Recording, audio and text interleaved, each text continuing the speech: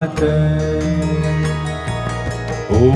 क्षीरपुत्राय विद्महे अमृततत्त्वाय धीमहि तन्नो चन्द्रः प्रचोदयात्।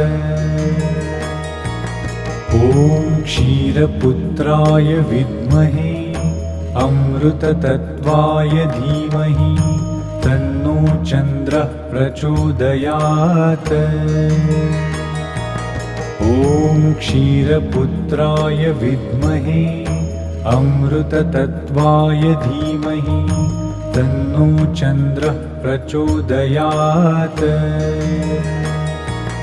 ॐ क्षीरपुत्राय विद्महे अमृततत्त्वाय धीमहि तन्नो चन्द्रः प्रचोदयात्।